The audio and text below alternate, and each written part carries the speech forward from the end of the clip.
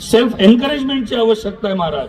म्हणून मी म्हणतो की कोरोनामध्ये ज्याच्या श्वासोश्वासाची कॅपॅसिटी 2.5 लिटर होती ते वाचले, ज्याच्यात रोग प्रतिकारक शक्ती होती ते वाचले. आम्हाला जर वाचायचं आहे, अस्तित्व जर टिकवायचं आहे, सर्वात पहिले अँटीसेप्टिक चालू करा, रोग प्रतिकारक वस्तू औषधं घेणं चालू करा. आणि ते रोग प्रतिकारक औषधं दुसरे तिसरे गोठले नाही, आमचे धर्मग्रंथ आहेत. तर या भगवान श्रीकृष्णाचा जन्म मथुरेत झाला, तो नंदग्रामामध्ये गेला आणि मग तो वृंदावनात गोकुळात मोठा झाला आणि कुठे गेला? हॉस्टेलमध्ये गेला.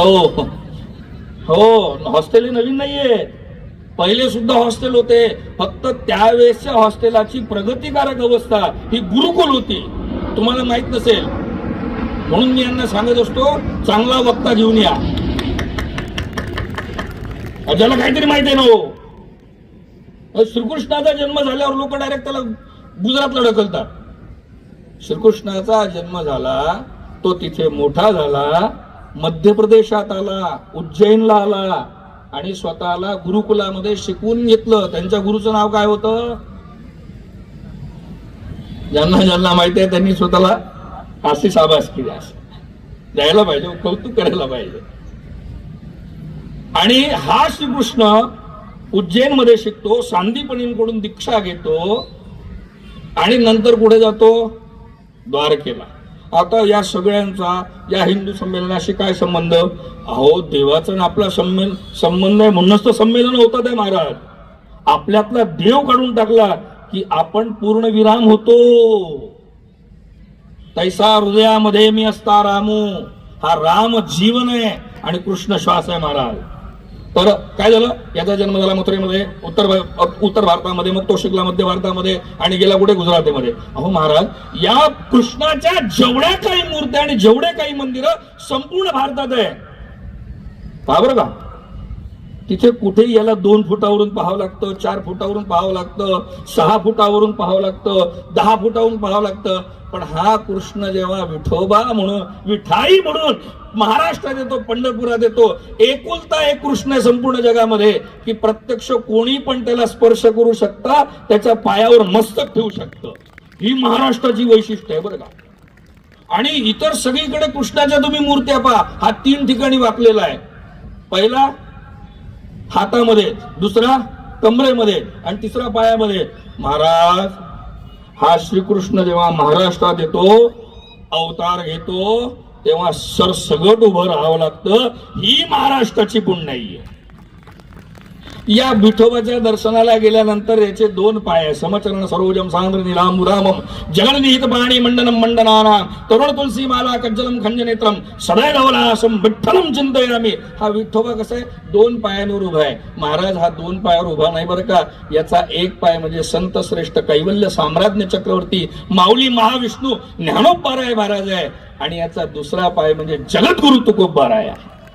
जेव्हा आम्ही याला नतमस्तक व्हायला जातो तेव्हा आम्ही फक्त पांडुरंगाच्या चरणावर डोकं ठेवत नाही, आम्ही त्या चरणांवर डोकं ठेवतो ज्या चरणावर कधीतरी ज्ञानोबांचं तुकोबांचं मस्तक लागलेलं असतं.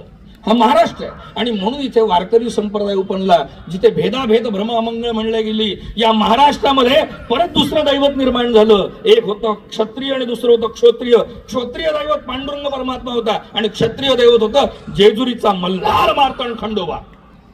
याच्या हातातली खडग जी होती, याच्या हातातली जी ढाल होती, ती होती छत्रपती शिवाजी महाराज आणि धर्मवीर छत्रपती संभाजी महाराज. पहा बरं का, या 2 देवतांनी आम्हाला 2 उपमा दिल्या. एका ठिकाणी ज्ञानोबा तुकोबा दिले आणि एका ठिकाणी शिवबा आणि संभा दिले. हे 2 दैवत क्षत्रिय आणि क्षत्रिय आम्हाला लक्षात ठेवायचे आहे. आणि याच मुद्द्यावर आम्हाला पुढे जायचं आहे की आम्हाला धर्म सुद्धा शिकवला असेल तर तो ज्ञानोबांनी तुकोबांनी शिकवला. आम्हाला क्षत्रियत्व अस्तित्व सुद्धा शिकवलं असेल तर ते छत्रपती शिवाजी महाराजांनी, धर्मवीर छत्रपती संभाजी महाराजांनी शिकवलं. आणि याच महाराष्ट्रामध्ये परत सांगतो बरं का, विश्वाला जर तारायचं असेल तर महाराष्ट्राला विसरून चालणार नाही. आज जे 100 वर्ष आपण साजरे करतोय त्या संघाचा अवतार, त्या संघाची उत्पत्ती सुद्धा याच महाराष्ट्र देशी झालेली आहे. महाराष्ट्र माझा. म्हणून मी तुम्हाला म्हणत असतो की छत्रपती शिवाजी महाराजांचं स्मरण ठेवा बस. महाराज एकच अमृत आहे, एकच इंजेक्शन आहे आणि एकच गोळी आहे जी तुम्हाला आयुष्यभर अस्तित्वात आणि व्यवस्थित ठेवेल, आणि त्याचं अस्तित्वाचं धर्माचं नाव छत्रपती शिवाजी महाराज आहे. संपूर्ण सनातन धर्मामध्ये भगवान विष्णूंचे 24 अवतार सांगितले गेले. प्रामुख्याने आम्ही दशावतार निर्माण केलेले आहेत, दशावतार निर्माण झालेले आहेत. याच्यामध्ये एक अवतार होता नरसिंह अवतार. मला तरी असं वाटतं की या नरसिंह अवताराची, या विष्णूची जर समजा मानवी प्रतिकृती असेल, कर्तृत्व असेल, तर ते दुसरं तिसरं कोणी नाही, छत्रपती शिवाजी महाराजच होत. म्हणून मी तुम्हाला सर्वांना विनंती करतो की आपल्या घरामध्ये आहे ना, खरंच कुठेतरी शुभंकरोती होऊ द्या, खरंच कुठेतरी आता विश्वात्मके देवे होऊ द्या, कुठेतरी खरंच मराठी गाणे वाजू द्या, आणि कुठेतरी कधीतरी का होईना परंतु संस्कार वर्ग आपण सुरू करावेत, असं पण चालू द्या. लक्षात ठेवा बरं का, मागली पिढी आता काय झालेलं आहे की आता नातू जर जन्माला आला तर त्या घरातल्या आजीचं स्टेटमेंट काय असतो, माय बाई आमच्या वेळेस एवढी हुशार नव्हते बघा. आता त्या आजीच्या जर आईला विचारलं तर त्या आजीची आई म्हणेल, मायबाई हे पण हुशार नव्हती बरं का. प्रत्येक पिढीला दुसरी पिढी जी असते ना ती प्रगत वाटत असते, कारण की त्या पद्धतीने सगळं बदलत जातं. परंतु मी तुम्हाला अजूनही सांगतो बरं का, मूर्खपणा नाहीये. आजही तुम्ही सोनाराच्या दुकानात गेले आणि 40 वर्षांपहिलेचं सोनं दाखवलं तर त्याला भाव जास्त मिळतो, जुनं ते. त्यामुळे आपण जुन्याला विसरू नये. हो, नवीनचा अंगीकार करावा, परंतु त्याला जुन्याची धार पाहिजे. माझी विनंती आहे की या पिढीने कुठेतरी धर्म जिवंत ठेवण्यासाठी ग्रंथ, त्याचे प्रमाण, त्याची साक्षरता पुढल्या पिढीपर्यंत पोहोचवल्या गेली पाहिजे. तेव्हाच कुठे आमच्या पिढीला, पुढल्या येणाऱ्या पिढीला महत्व लक्षात येईल, आम्हाला आमच्या दैवताचं नवल वाटेल. नाहीतर आयुष्यभर आम्ही शकुनी लंगडा आहे असंच समजत राहू. आयुष्यभर आम्ही हे समजत राहू की प्राण्यांमध्ये आणि माणसांमध्ये जर काही असेल तर तो धर्म आहे, प्राण्याला प्राण्यापासून आणि माणसाला माणसापासून जो दान करतो तो धर्म आहे. नवे हे कुठेतरी संपवा. 2 मिनिटं घेतो. सनातन धर्म हा फक्त मनुष्यालाच मुक्त करत नाही, शेवटला बोलतोय. सनातन धर्म हा फक्त मनुष्यालाच मुक्त करत नाही, हा जगातला एकुलता एक धर्म आहे जिथे एक माकड सुद्धा रामाच्या संगतीत येतं आणि महारुद्र हनुमान बनून देव बनतं. जिथे एक गिधाड पक्षी सुद्धा जटायू बनतो, रामाचं सहकार्य घेतो आणि त्याचा अंतिम संस्कार भगवान श्रीराम करतात. जिथे एका रेडाला ज्ञानोबांचा स्पर्श होतो आणि त्याची समाधी आळ्याला होते ना आजही आम्ही त्याला देव म्हणून पुजतो. हा सनातन धर्म फक्त माणसालाच नाही, प्राण्यांना सुद्धा मोक्षदायी आहे. म्हणून म्हणतो की कधीतरी आपल्याला जर समजा वेळ मिळेल तर ग्रंथांचा अभ्यास करावा. आपले ग्रंथ जे आहेत रामायण, महाभारत, मग ते रामचरित मानस का असो ना, हे वाचावे. म्हणजे लोकांकडून येणारे आपल्या धर्मावरचे जे आघात आहे ना, जे नवीन पिढीला आपण सांगू शकत नाहीये, ते पहिले आपल्याला कळावे. आपण जर स्वतःची तहान भागवली तरच दुसऱ्याची तहान भागू शकतो. म्हणून मला असं वाटतं की या संध्येला आज तिथी कुठली आहे हो, पहा एकमेकांकडे असं 2 मिनिटं. अय्या, असं पण काही असतं का? किती छान आहे ना. अहो, खायची दशमी निदान तेवढी तरी लक्षात ठेवा की आज दशमी आहे. हे एवढंच करायचं बरं का, इतकंच करायचं. करावे इथुलेच हाती, काहीच करायचं नाही.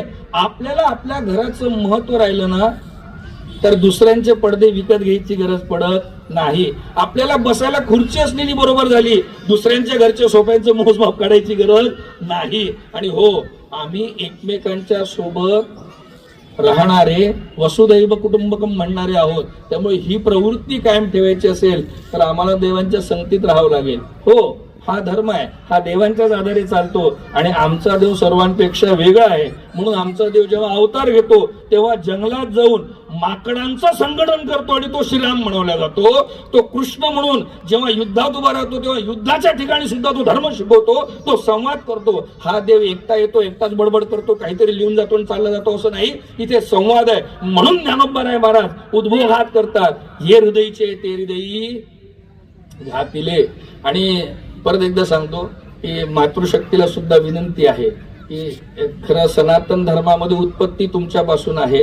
त्यामुळे तुमची ही जबाबदारी आहे की पुढल्या पिढीला धर्म जावा म्हणून आम्ही अजूनही म्हणत असतो की छत्रपती शिवाजी महाराजांचं स्मरण करत असताना आई राष्ट्रमाता जिजाऊ साहेबांचं अवश्य अभिवादन करावं. तेव्हाच कुठेतरी आम्हाला भारत माता कळेल. मी इथे आपल्या सर्वांची परवानगी घेतो. मोजून 26 मिनिटं मी बोललेलो आहे. 6 मिनिटं मी डिस्काउंट मध्ये घेतले, परंतु त्यातलं जर काही चुकलं असेल तर ते न्यूनतेसारखे ते माझं, आणि उत्तम जर काही असेल तर ते या भूमीचं आहे बरं का. मी या भूमीचा ऋणी आहे. मी जर चालतो ना महाराज, तर ही माय माऊली भारत माता, ही पृथ्वी, ही धरा, ही जीवनी, ही हृदय वसुंधरा मला सांभाळते म्हणून मी चालू शकतो. आणि आजही मी जर काही खातो तर या धरेचं खातो. त्यामुळे जेवढं काही चांगलं असेल ना ते या मातीचे संस्कार आहेत. त्यामुळे आपल्या सर्वांच्या चरणावर नतमस्तक होतो. आपल्याला अनंतोत्तम शुभेच्छा देतो की एखादी संघटना निर्माण होणं, ती संघटना चालू करणं, ती संघटना अव्याहत सुरू राहणं फार मोठी गोष्ट नाही, परंतु त्या संघटनेचं कार्य उत्तरोत्तर वाढत राहणं आणि तिला आज 5 तप होणं, 5 तपांच्या वर, आणि आज 100 गाठणं. मला तरी असं वाटतं की मी त्याही दिवशी असावं की ज्या दिवशी या संघटनेला 1000 वर्ष साजरे व्हावे, पुनर्जन्म घ्यावा आणि या भारत मातेच्या सेवेला यावं. आणि खरंच मी अभिमानी आहे की जिथे जमिनीच्या तुकड्याला देश आणि राष्ट्र म्हणत नाही, तिला सुद्धा आई म्हणतात. मला अभिमान आहे माझ्या संस्कृतीचा, माझा महाराष्ट्रीयन असल्याचा. छत्रपती शिवाजी महाराज की, छत्रपती धर्मवीर संभाजी महाराज की. ज्ञानेश्वर भगवान विष्णू, पुंडलीक वरदा, श्री ज्ञानदेव पंढरीनाथ भगवान की, माऊली ज्ञानेश्वर महाराज की, जगद्गुरु तुकाराम महाराज की. आणि परत शेवट एकदा मला खरंच नवल वाटतं की वयाचं 16वं वर्ष धोक्याचं राहतं, 16वं वर्ष धोक्याचं असं म्हणतात. मला तरी असं वाटतं त्यांना कीव यावी, त्यांना दया यावी, त्यांना माझ्यासोबत तुम्ही 10 मिनिटं बसवा की अरे वयाचं 16वं वर्ष महाराष्ट्राच्या बाहेर धोक्याचं राहतं. हे 16वं वर्ष जेव्हा महाराष्ट्र भूमीमध्ये येतं तेव्हा 16व्या वर्षी धोका नाही महाराज, जगाला उत्पन्न करणारी ज्ञानेश्वरी निर्माण होते आणि जगाला राष्ट्राची, स्वातंत्र्याची, अस्तित्वाची भूमिका देणारे छत्रपती शिवाजी महाराज तोरणा जिंकतात आणि स्वराज्याची मुहूर्त मिळवतात. त्या महाराष्ट्राच्या मातीत संघ आहे, संघटन आहे आणि पुण्य आहे. आणि त्या पुण्याला, त्या संघटन शक्तीला आज 100 वर्ष पूर्ण होतात आहे. त्यामुळे स्वतःसाठी एकदा टाळ्या वाजवा. सनातन धर्म उत्सवाचा धर्म आहे बरं का. त्यामुळे सण साजरे करावे आणि आनंद साजरा करावा. आपल्या सर्वांच्या चरणावर नतमस्तक होतो आणि पुनश्च एकदा संयोजिकेला सगळी जबाबदारी सुपूर्द करतो. ज्ञानेश्वर भगवान विष्णू. मनपूर्वक आभार ताई आपल्या मार्गदर्शनासाठी. बंधूंनो आणि भगिनींनो, गेले 100 वर्षे एक अशी संघटना आहे जिने शांतपणे आणि सातत्याने समाज संघटन आणि राष्ट्रनिर्माणाचे कार्य केले. ती संघटना म्हणजे राष्ट्रीय स्वयंसेवक संघ. गेल्या शतकभरात संघाने हिंदू समाज एकता निर्माण केली, समाजात समतेचा संदेश दिला आणि राष्ट्रभक्तीचे संस्कार असलेले लाखो कार्यकर्ते घडवलेत. तर अशा मुद्द्यांवर व या संघाची 100 वर्षाची यात्रा या विषयावर मार्गदर्शन करण्यासाठी मी मंचावरती आदरणीय नागेशजी पाटील यांना आमंत्रित करते. त्यांनी आपले विचार मांडावे.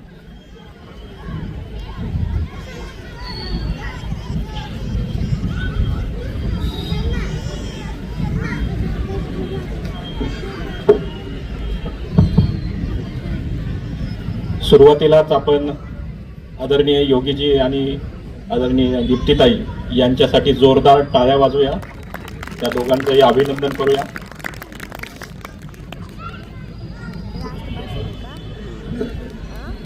मंचावर उपस्थित योगीजी, आदरणीय दीप्तीजी, आजच्या या हिंदू संमेलनासाठी उपस्थित देवींनो आणि सज्जनांनो, आपण जाणतो की हा देश पराक्रमी वीरांचा देश आहे आणि महाराष्ट्रात हे वेगळं सांगण्याची गरज नाही. हिंदीमध्ये एका गीतामध्ये वर्णन केलंय, ये है मुल्क मराठों का जहां शिवाजी डोला था, दुश्मन की ताकत को जिसने तलवारों पे तोला था, हर पर्वत पर आग लगी थी, हर पत्थर एक शोला था, बोली हर हर महादेव की बच्चा बच्चा बोला था, यहाँ शिवाजी ने रखी थी लाज हमारी शान की, इस मिट्टी से तिलक करो ये धरती है बलिदान की. ही बलिदानाची भूमी आहे, ही समर्पणाची भूमी, ही त्यागाची भूमी आहे, ही संस्काराची भूमी आहे, ही आपली भारत माता आहे. एकही कोणा या देशातला असा नाही की जिथे पराक्रम घडला नाही. एक 8 वर्षाचा आणि एक 6 वर्षाचा मुलगा आहे. त्याच्या समोर एक मुसलमान आहे, नवाब आहे. त्या मुसलमानाने त्या दोघांना शिक्षा दिली आहे भिंतीमध्ये चिरून मारण्याची. वय आहे 6 वर्ष आणि एकाचा आहे 8 वर्ष. शिक्षा काय? दोघांच्या भोवती चौकोनी भिंत बांधायची आणि दोघांचाही श्वास गुदमरून मृत्यू व्हावा अशी शिक्षा दिली. का? तर ते दोघंही धर्मांतर करत नाहीत, मुस्लिम होत नाहीत म्हणून. आणि जशी जशी भिंत बांधायला सुरुवात झाली तसा तसा मोठा जो 8 वर्षाचा होता त्याच्या डोळ्यातनं अश्रू व्हायला लागले. लहान मुलगा होता 6 वर्षाचा, तो मोठ्या भावाकडे पाहतो आणि त्याला म्हणतो, दादा तू रडतोस? धर्मासाठी बलिदान करण्याची संधी आहे आणि तू रडतोस? मोठा मुलगा उत्तर देतो, हो मी रडतोय याचं कारण तुझी उंची कमी आहे. पहिली भिंत तुझ्या भोवती बांधली जाईल आणि बलिदान करण्याची संधी तुला पहिल्यांदा प्राप्त होईल, ती मला होणार नाही म्हणून मी रडतोय. फत्तेसिंह आणि जोरावर सिंह, गुरु गोविंद सिंहांचे हे दोन्ही मुलं या धर्मासाठी त्यांनी समर्पण दिलंय. देश धर्म के वास्ते वार दिए सुत चार, चार मरे तो क्या हुआ जीवित कई हजार. ये कोम शीश देकर जन्मी है, ये कोम शीश की दानी है, असं गुरु गोविंद सिंहांच्या बाबतीत म्हटलं जातं की ज्यांनी समर्पणानं बलिदानानं आपल्या 4ही मुलांना देशासाठी समर्पित केलं असे गुरु गोविंद सिंह होते.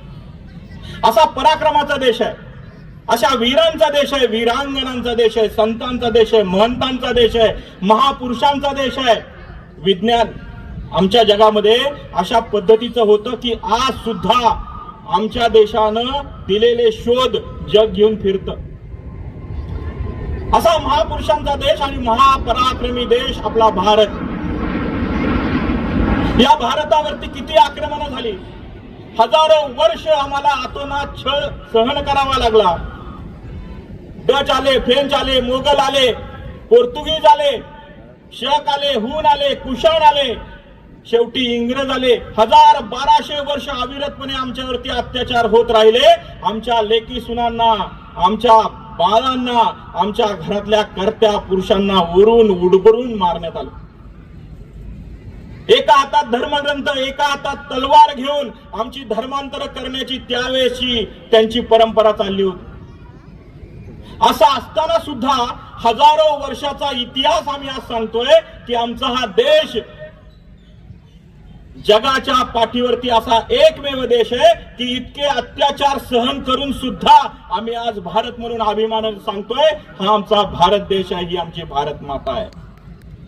वेदों का यह देश हमारा सुंदर स्वर्ग समान है, इसकी नदियों में अमृत है, कण कण में भगवान है, असं आम्ही म्हणतो. कारण आमच्या या भारत मातेमध्ये आम्ही देवीचं स्वरूप पाहतो. इतकी आक्रमणं झाली आणि या आक्रमणाच्या काळात काही लोकांच्या मनामध्ये गुलामी निर्माण झाली आणि गुलामीची सवय लागली. आमचा पराक्रम आम्ही विसरलो, आमच्या महापुरुषांना आम्ही विसरलो, आमच्या संतांच्या तत्वज्ञानाला आम्ही विसरलो, आमचा जो महापुरुषांचा संस्कृतीचा वारसा होता तो वारसा आम्ही विसरलो आणि आम्ही पारतंत्र्यात गेलो, आम्ही गुलाम झालो. तरवारीच्या बळावरती, शक्तीवरती आम्ही गुलाम झालो. पण वैचारिक गुलामी सुद्धा आली की आम्ही इंग्रजांचं राज्य चांगलं असं म्हणू लागलो होतो.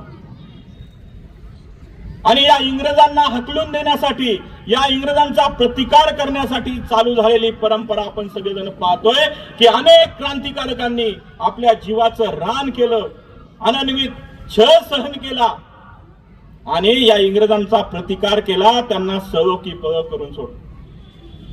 इतिहासाच्या पानांमध्ये हे प्रसंग वर्णित आहेत. आपण कधीतरी वाचा, आपल्या अंगावरती काटा येईल की क्रांतिकारकांनी आमचा देश स्वतंत्र करण्यासाठी कुठल्या प्रकारचे कष्ट आणि परिश्रम सहन केले असतील. भगतसिंग, सुखदेव, राजगुरू, वय किती? 23 वर्ष वय आणि 23 वर्षानंतर शिक्षा झालीये फाशीची. तिघही जण फाशी घेत आहेत आणि मनामध्ये संकल्प काय म्हणतायत? दम निकले इस देश के खातिर बस इतना अरमान है, एक बार इस राह में मरना 100 जन्मों के समान है. देख के वीरों की कुर्बानी अपना दिन भी बोला, मेरा रंग दे बसंती चोला, मेरा रंग दे बसंती चोला. 23 वर्षाचं अवघं आयुष्य आहे. आणि त्यांनी या देशासाठी बलिदान दिलंय, समर्पण केलंय. अशा क्रांतिकारकांच्यामुळे आमच्या देशाला स्वातंत्र्य मिळालं. पण आमच्या देशामध्ये इंग्रजांची नीती वेगळीच होती, या देशाला तोडायचं आणि या देशावरती राज्य करायचं. अशातच एका महापुरुषाचा जन्म झाला 1 एप्रिल 1889. डॉक्टर केशव बळीराम हेडगेवार. हे केशवराव विचार करत होते, ज्यावेळेस तरुण वयात झाले त्यावेळेस त्यांच्या समोर घडलेले जे प्रसंग होते, बंगालची फाळणी घडून आणण्यात प्रयत्न चाललेले होते, पहिलं महायुद्ध झालेलं होतं, क्रांतिकार्य जोमाने सुरू होतं. अशा सगळ्या काळामध्ये ते विचार करत होते. ते एका राष्ट्रीय पक्षाचे सक्रिय सदस्य देखील होते. कोलकात्यामध्ये क्रांतिकारकांच्या संपर्कात होते, अनुशीलन समितीचं काम करत होते. क्रांतिकारकांना बंदुका व्यवस्थित करून देण्याचं काम त्यांच्याकडे होतं. असं करत असताना त्यांच्या मनामध्ये विचार आला की अहो, आम्ही एवढे पराक्रमी होतो, आमचे लोक, आमचे पूर्वज एवढे महापराक्रमी होते की ज्यांच्या तलवारीच्या टोकावरती शत्रूंची मुंडकी असायची. अशा सगळ्या महापराक्रमी वीरांच्या देशाला गुलामी का आली, पारतंत्र्य का आलं, याचा ते विचार करत होते. आणि चिंतन करता करता लक्षात आलं की आम्ही गुलाम झालो आणि आमचा पूर्वजांचा वारसा आम्ही विसरलो. हा वारसा सांगण्यासाठी आपल्याला काहीतरी केलं पाहिजे. क्रांतिकारी आवश्यक आहे. त्या क्रांतिकार्यानं स्वातंत्र्य मिळेलही, पण ते स्वातंत्र्य टिकवायचं कसं, त्यासाठी या देशात, या देशावर प्रेम करणारे, राष्ट्रप्रथम हा संकल्प मनात ठेवणारे माणसं निर्माण झाली पाहिजेत. त्याशिवाय हा देश टिकू शकणार नाही. म्हणून 27 सप्टेंबर 1925 ला राष्ट्रीय स्वयंसेवक संघाची नागपूरला स्थापना केली. आणि मग स्थापना झाली, संघाची शाखा सुरू झाली. संघाचं ध्येय हे राष्ट्र समृद्ध करायचंय, हे राष्ट्र मोठं करायचंय. त्याच्यासाठी कार्यकर्ते निर्माण करण्याचं काम संघाची शाखा करते. त्या शाखेमध्ये 1 तासात यायचं, खेळायचं, गीत म्हणायचं, बौद्धिक कार्यक्रम करायचे आणि शेवटी भारत मातेची प्रार्थना म्हणायची. आणि आपला जो काही वेळ आहे, आपली जी काही शक्ती, आपली जी काही क्षमता आहे, ती या राष्ट्रासाठी वापरण्याचा संकल्प करायचा. हे संघाच्या शाखेत शिकवलं जातं. आणि मग हजारो कार्यकर्ते त्यातनं निर्माण झाले आणि त्यांच्या स्वकर्तृत्वाने त्याने अनेक संघटना स्थापन केल्या आणि त्या संघटनेच्या द्वारे आपल्या राष्ट्राला समृद्ध करण्याचा प्रयत्न ते करत आहेत. राष्ट्रीय स्वयंसेवक संघ म्हणजे फक्त एक दल नाही. राष्ट्रीय स्वयंसेवक संघ हे हिंदूंना ओळख देणारं, हिंदूंचं संघटन करणारं एकमेव जगातलं असं संघटन आहे की ज्याद्वारे आज या मितीला 80,000च्या वरती संघाच्या शाखा चालतात आणि 1,55,000 पेक्षा जास्त सेवा कार्य चालतात. सेवा कार्य म्हणजे काय, आम्ही सगळे बंधू आहोत. जसं आत्ताच्या त्या सुभाषितामध्ये आम्ही ऐकलं, हिंदवा सोदरा सर्वे न हिंदू पतितो भवेत, मम दीक्षा हिंदू रक्षा, मम मंत्र समानता. आम्ही सगळे एक आहोत, त्याच भारत मातेचे आम्ही सगळे पुत्र आहोत. माझा तो बंधू आहे, तो जर अडचणीत असेल तर त्याला मदत करणं हे माझं कर्तव्य आहे. हीच खरी समानता आहे, ही संघाच्या शाखेत शिकवली जाते. म्हणून संघाची 1,55,000 सेवा कार्य चालतात. दूर सुदूर ज्या ठिकाणी एखादा वनवासी नागरिक आहे अशा ठिकाणी कार्यकर्ते जातात, त्याला आवश्यक ती मदत पोहोचवतात, शिक्षणाची व्यवस्था करतात आणि त्यांना मुख्य प्रवाहात आणण्याचं काम करतात. संघाचे असे हजारो कार्यकर्ते आहेत की जे स्वतः घाम घालून, कष्ट करून, मेहनत करून संघाचं काम तर वाढवतात, पण राष्ट्रप्रथम या मंत्राला जगतात. केरळमध्ये आपण सगळेजण पाहतो संघाचं काम सुरू आहे. संघाचं काम अगदी प्रगतीपथावर आहे आणि तेवढ्याच पद्धतीचा विरोध त्या केरळमध्ये आहे. हजारो कार्यकर्त्यांना आज मारून टाकण्यात आलेले आहे केरळमध्ये. आजपर्यंत हजारो संघाचे कार्यकर्ते दिसेल त्याला मारलंय. कम्युनिस्टांची गुंडगिरी एवढी मोठी आहे की कार्यकर्त्याला पकडून डांबून, ऐकलं तर ठीक, नाही तर त्याचा शिरच्छेद करण्यापर्यंत त्यांची मजल गेलेली आहे. का तर आमचे वैचारिक विरोधक आहेत, आमचं मत त्यांना पटत नाही, आम्ही सांगतो ते ऐकत नाहीत, म्हणून संघाच्या कार्यकर्त्यांवरती अन्याय आहे. संघाच्या कार्यकर्त्यांसाठी 1 वर्षातला दिवस परमपूजनीय सरसंघचालक केरळमध्ये जातात आणि केरळ मधल्या तुरुंगातल्या संघाच्या कार्यकर्त्यांना जाऊन भेटतात. कारण का तर त्यांनी संघर्ष करताना त्यांच्यावरती केसेस झाल्या आणि त्यांनाही तुरुंगात डांबून ठेवलं गेलं म्हणून त्यांना भेटण्यासाठी जातात. केवढं समर्पण संघाच्या स्वयंसेवकांनी आतापर्यंत केलं असेल याची असंख्य उदाहरणं आहेत. संघ सुरू झाला 1925, डॉक्टरांचं निधन झालं 1940. 15 वर्षामध्ये संघ सुदूर प्रत्येक प्रांतापर्यंत पोहोचलेला होता. त्यानंतर परमपूजनीय गुरुजींचा काळ आहे. त्या काळामध्ये तर गांधीजींचा वध झाला आणि त्याचा आरोप संघावरती ठेवण्यात आला आणि संघावर बंदी लादण्यात आली. त्यावेळेस गुरुजींचं वाक्य आहे, गुरुजी असं म्हणतायत, गुरुजींच्या समोर लाट्या काट्या घेऊन लोक आलेत हल्ला करायला आणि गुरुजी म्हणतायत की स्वतःच्या दातांनी स्वतःची जीभ दाबल्या गेली तर जीभ आपण कापून टाकत नाही, हे सगळे आपलेच आहेत. यांच्यामध्ये आता कुठला विचार आहे मला माहिती नाही, ते विरोध करण्यासाठी आले पण ते आपलेच आहेत, कोणाचंही रक्त गळता कामा नये. अशा प्रकारचा संदेश घेऊन, अशा प्रकारचा विचार घेऊन राष्ट्रीय स्वयंसेवक संघ कार्यरत आहे. संघावरती 3 बंद्या आल्या. 48 साली आली, आणीबाणीच्या काळामध्ये आली, राम जन्मभूमीच्या काळामध्ये आली. या 3 बंद्यांमध्ये स्वयंसेवकांनी केलेलं काम अतुलनीय आहे, अलौकिक आहे. आपल्या समाजाला एक संघ करण्यासाठी किती प्रकारचं समर्पण दिलं असेल याची गणनाच नाही. पुण्यातले एक कार्यकर्ते सुदूर आसाममध्ये प्रचारक गेले. तिथे असणारे प्रचारक दुसऱ्या कार्यकर्त्यांकडे त्यांना घेऊन गेले. त्या कार्यकर्त्यांचा परिचय झाला, चहा झाला आणि मग ते आलेले कार्यकर्ते त्या तिथल्या स्थानिक कार्यकर्त्यांना म्हणाले की आता हे प्रचारक आलेत, त्यांच्या घरी यांची निवासाची व्यवस्था तुमच्याकडे, भोजनाची व्यवस्था तुमच्याकडे. स्थानिक कार्यकर्ता म्हणला हो काही अडचण नाही आणि घरातनं बाहेर पडले. 10-15 पावलं पुढे गेले. कार्यकर्ता धावत धावत त्यांच्याकडे आला आणि त्यांना म्हणाला की अहो माझ्या घरी निवासाची आणि भोजनाची व्यवस्था होणार नाही. प्रचारक म्हणाले अरे आता तर तू म्हणालास की व्यवस्था होईल, काही काळजी करू नका, काय झालं? तो म्हणाला तुम्ही बाहेर पडले आणि CIDची लोक माझ्या घरी आले आणि ते म्हणाले की संघाची लोक गांधीजींचे मारेकरी आहेत, यांना घरात ठेवू नका. केवढ्या प्रकारचा विरोध असेल, केवढा संघर्ष असेल, आपण कल्पनाही करू शकत नाही. 48-47 साली स्वातंत्र्य मिळालं त्यावेळेस पाकिस्तानातनं हजारो हिंदूंचे लोंढेच्या लोंढे आपल्या भारतामध्ये येत होते. गुरुजींनी सगळ्यांना सांगितलं होतं की शेवटचा हिंदू सुरक्षित येईपर्यंत स्वयंसेवकांनी काम करत राहिलं पाहिजे. आणि अशा प्रकारचे कार्यकर्ते करत करत करत आज 100 वर्षाचा संघ होतोय. विविध आव्हानांना तोंड देत, विविध संघर्षातनं तावून सुलाखून संघ बाहेर पडतोय आणि संघाचं ध्येय जे आहे की राष्ट्र समृद्ध करायचं आहे त्या दिशेनं आज मोठी वाटचाल होताना आपल्या सगळ्यांना दिसते.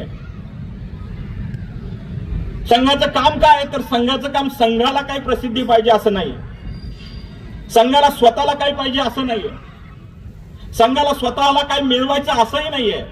संघाला फक्त राष्ट्र सर्वोपरी आहे. हे राष्ट्र मोठं करायचंय, ते सगळ्यांच्या शक्तीनं एकवटून मोठं करायचंय, सगळ्यांना एकत्र आणून मोठं करायचंय, सगळ्यांचं संघटन करून ते आपल्याला मोठं करायचंय. म्हणून संघाचं हे काम चालू आहे.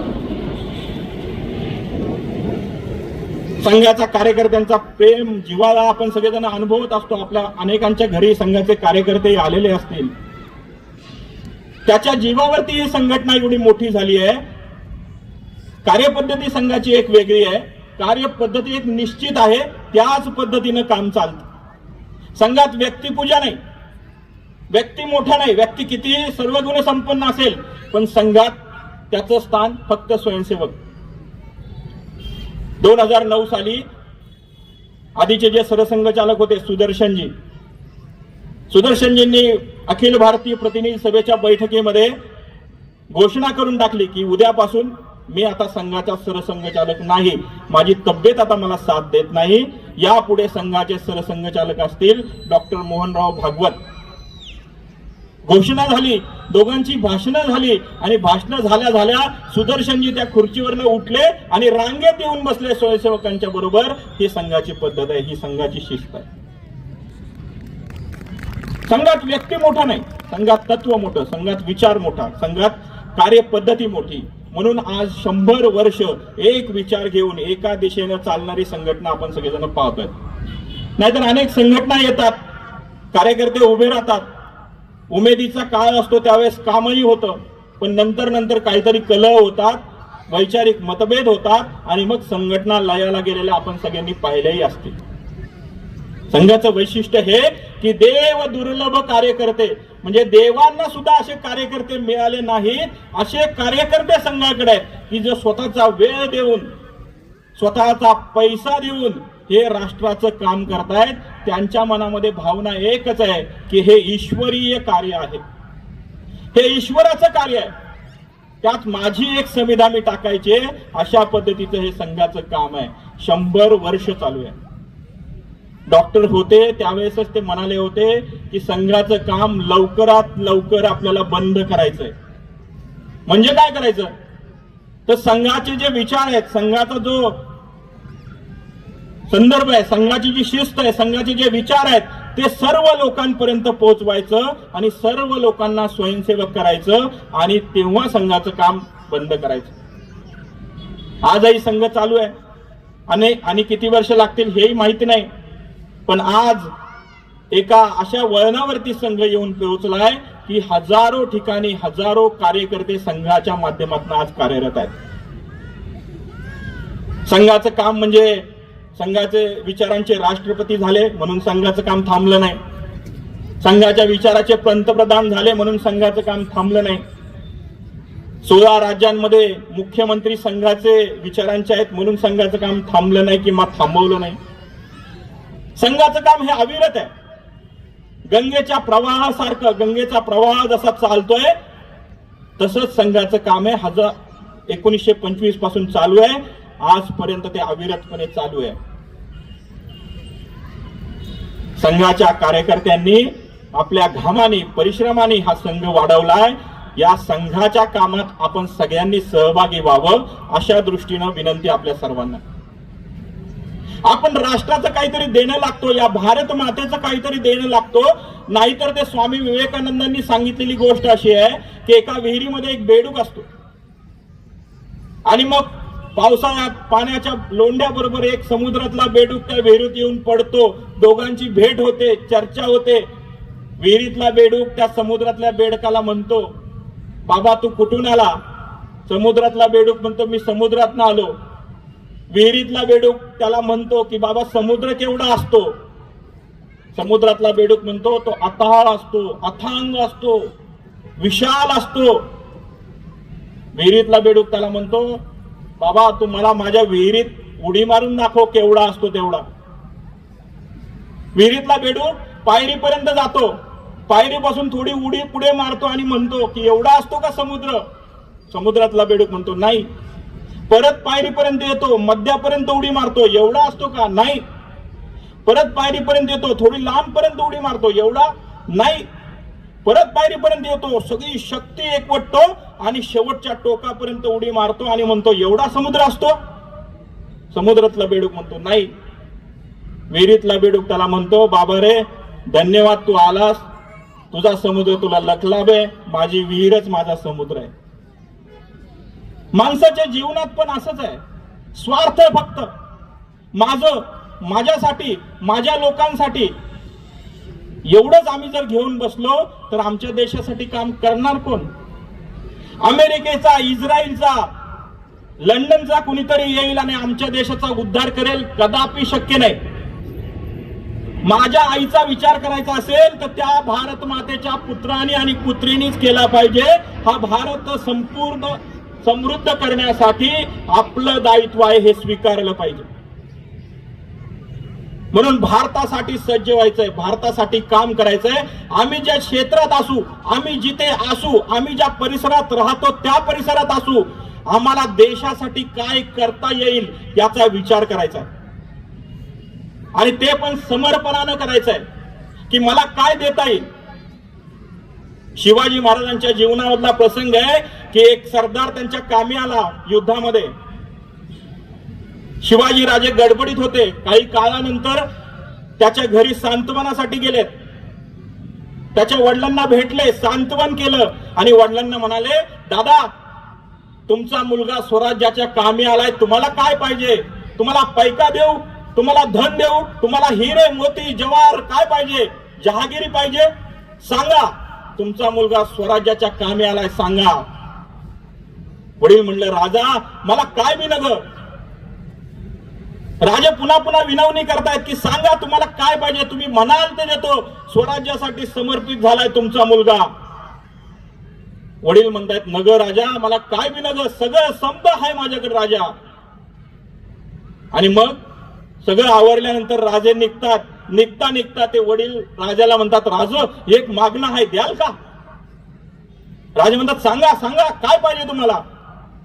आपल्या धाकट्या मुलाला शेतात पाठवतात, मधल्या मुलाला बोलवायला. मधला मुलगा घरी येतो, राजा पुढे त्याला उभं करतात आणि वडील म्हणतात, राज थोरलं पोरग माझं स्वराज्यासाठी गेलं, हे मधलं पोरग बी घेऊन जा आणि स्वराज्याच्या कामात लाव. स्वराज्य असंच नाही उभं राहिलं, स्वराज्य असंच नाही टिकलं. अहो 1681 साली शिवाजी महाराज गेले 3 एप्रिल 1680 ला. 1681 साली औरंगजेब लाखोची फौज घेऊन आला. 1681 ते 1689 छत्रपती संभाजी राजे होते. 1689 ते 1700 राजाराम महाराज होते. पण औरंगजेब आला 1681 साली. 1707 सालापर्यंत तो महाराष्ट्रात होता लाखोची फौज घेऊन. त्याला महाराष्ट्र जिंकता आला नाही. याच महाराष्ट्राच्या मातीत त्याची माती झाली. हा महाराष्ट्र आहे. म्हणून छत्रपती शिवाजी महाराजांचा जय जयकार आहे. गर्वाने छाती फुलते. याचं कारण ते आहे, धर्मासाठी बलिदान करणारे, धर्म न त्याग करणारे छत्रपती संभाजी महाराज आमचे आदर्श आहेत. त्याच आदर्शावरती काम करणारी राष्ट्रीय स्वयंसेवक संघटना 100 वर्ष आज त्याची पूर्ण होत आहेत. या निमित्तानं आपण सगळ्यांनी संकल्प करावा की आम्हाला कुठल्या कामामध्ये भाग घेता येईल, सहभागी होता येईल. आमच्या परीनं, आमच्या क्षमतेनं, आमच्या आंतरिक ऊर्जेनं या कामात सहभागी झालात तर लवकरात लवकर हे राष्ट्र आपल्याला संपन्न करता येईल, समृद्ध करता येईल. कदाचित तुम्हाला असं वाटेल की तुम्ही संघाच्या शाखेतच या, कदाचित असं वाटेल की संघाने सांगितलं तेच करा. असं कुठलंही बंधन नाही. आम्हाला जे योग्य वाटतं, राष्ट्रासाठी चांगलं आहे, राष्ट्र संपन्न करण्याच्या दृष्टीनं योग्य आहे, असं कुठलंही माध्यम तुम्ही निवडा, पण राष्ट्रासाठी काहीतरी करा. हा संघाचा संदेश आहे. संघाचा संदेश काय? एकच, भारत कोई जमीन का टुकड़ा नहीं है, जीता जागता राष्ट्र पुरुष है. हिमालय मस्तक है, कश्मीर किरीट है, पंजाब और बंगाल 2 विशाल कंधे हैं, पूर्वी और पश्चिमी घाट 2 विशाल जंगाएं हैं, कन्याकुमारी इसके चरण है, सागर इसके पग पकारता है. यह तर्पण की भूमि है, यह अर्पण की भूमि है, यह चंदन की भूमि है, यह वंदन की भूमि है.